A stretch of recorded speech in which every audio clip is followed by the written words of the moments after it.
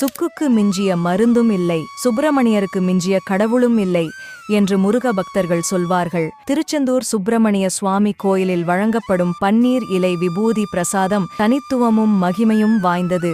இது தீராத நோய்களையும் தீர்க்கும் குணமுடையது. 12 நரம்புகள் உள்ள பன்னீர் மர இலைகளில் வைத்து தரப்படுவதே இலை விபூதி பிரசாதம். தினமும் காலை விஸ்வரூப தரிசனத்தின் போது சுவாமி பாதத்தில் வைத்து பூஜித்து பக்தர்களுக்கு வழங்கப்பட்டு வருகிறது. பன்னீர் இலையை நேராக வைத்து பார்த்தால் முருகப்பெருமானின் வேல் போன்று காட்சியளிக்கும். முருகப்பெருமான் தன் 12 கரங்களால் விசுவாமித்திரரின் காசநோய் நீங்குவதற்காக திருநீறு அளித்ததன் தாத்பரியம் இது என விவரிக்கிறது ஸ்தல புராணம். திருமண தடையால் பாதிக்கப்பட்டவர்கள், குழந்தை பேறு இல்லாதவர்கள், தீராத நோயினால் தவிப்பவர்கள் திருச்செந்தூர் செந்திலாண்டவரை மனதார வேண்டிக் கொண்டு உறவினர் மற்றும் நண்பர்கள் மூலமாக பன்னீர் விபூதி பிரசாதத்தை பெற்று நெற்றியில் வைத்துக் கொண்டால் தீராத நோய்களும் தீரும், தடைகள் அகலும் என்பது நம்பிக்கை.